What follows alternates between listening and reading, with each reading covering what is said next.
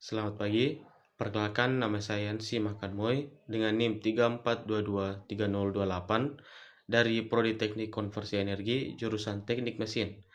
Pada pagi hari ini saya akan menjelaskan mengenai proses alur awal dari sampai akhir proses PLTU batubara. Mari kita simak. Baik, langsung saja. Seperti yang kita tahu, pembangkit listrik tenaga uap atau PLTU merupakan pembangkit listrik yang memanfaatkan energi panas dari pembakaran bahan bakar, umumnya biasa batu bara, untuk menghasilkan uap air yang bertekanan dan bertemperatur yang sangat tinggi, yang digunakan untuk memutar turbin uap. Putaran turbin tersebut digunakan untuk memutar turbin uap. Putaran turbin tersebut kemudian diubah menjadi energi listrik melalui generator. Proses kerja PLTU berlangsung secara berkesinambungan dan membentuk suatu siklus tertutup yang dikenal sebagai siklus Rankine. Proses kerja PLTU dimulai dari sistem penanganan bahan bakar. Batu bara yang berasal dari tambang terlebih dahulu dikirim ke area pembangkit menggunakan kapal, kereta, ataupun truk. Setelah tiba di PLTU batu bara, diturunkan dan disimpan di coal yard atau coal mill atau tempat penimbunan sementara dari coal yard.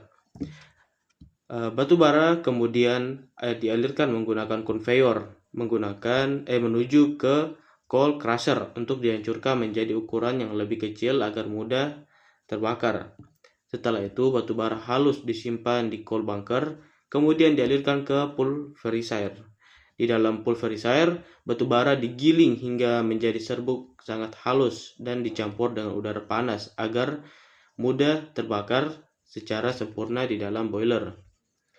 Batu bara yang telah berbentuk serbuk kemudian ditiupkan ke dalam ruang bakar boiler. Di dalam boiler terjadi proses pembakaran batu bara yang menghasilkan panas yang sangat tinggi. Panas hasil pembakaran ini digunakan untuk memanaskan air yang mengalir di dalam pipa-pipa boiler.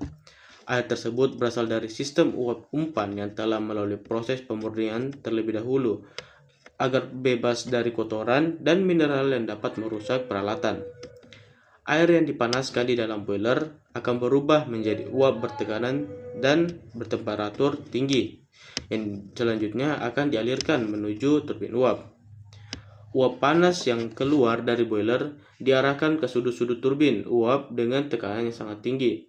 Kemudian uap mengenai sudut turbin, energi panas dan tekanan uap akan diubah menjadi energi mekanik berupa putaran poros turbin.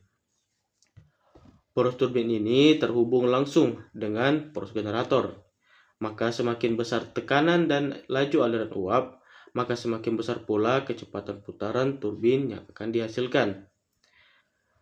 Seperti yang kita tahu, generator berfungsi sebagai pengubah energi mekanik menjadi energi listrik. Turbin menjadi energi listrik berdasarkan prinsip induksi elektromagnetik.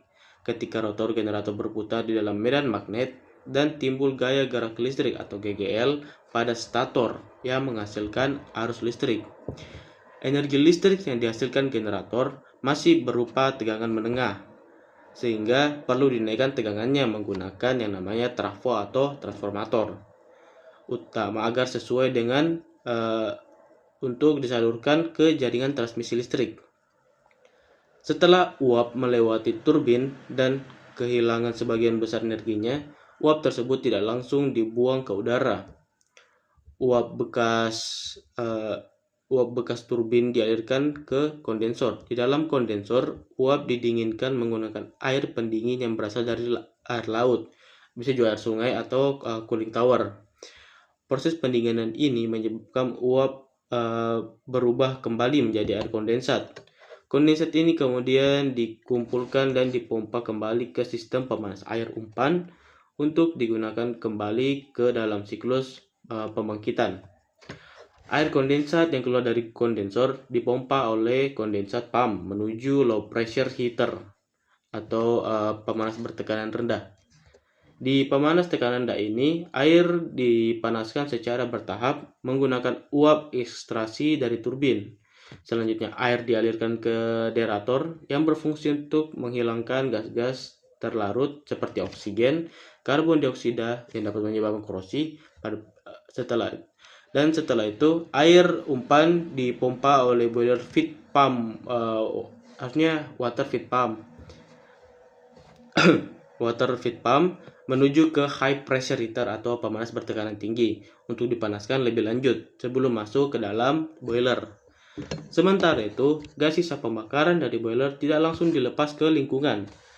Gas buang terlebih dahulu dialirkan melalui rangkaian peralatan pengendalian emisi seperti economizer atau air preheater, elektronik, bisa juga electrostatic precipitator atau bag filter.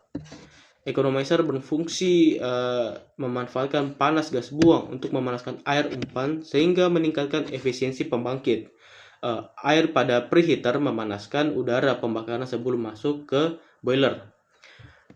Electronic precipitator atau bag filter berfungsi untuk menangkap partikel abu terbang agar tidak mencemari udara. Setelah melalui proses tersebut, gas buang dilepas ke atmosfer melalui cerobong asap atau stack dengan kadar emisi yang telah memenuhi baku mutu lingkungan karena sudah disaring sama bag filter.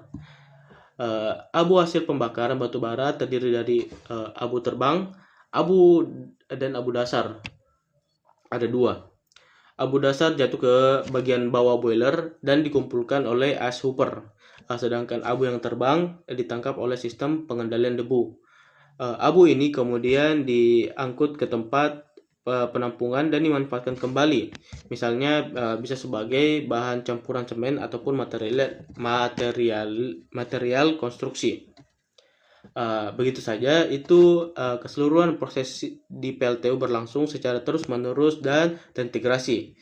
Sistem kontrol digunakan untuk menjaga kestabilan tekanan, temperatur, dan juga debit uap, serta tegangan dan frekuensi listrik yang dihasilkan agar tetap sesuai dengan kebutuhan sistem kelistrikan. Dengan demikian, PLTU mampu menghasilkan energi listrik dalam jumlah besar secara andal untuk memenuhi kebutuhan listrik masyarakat dan juga perindustrian. Sekian pembahasan dari saya mohon undur diri dan terima kasih.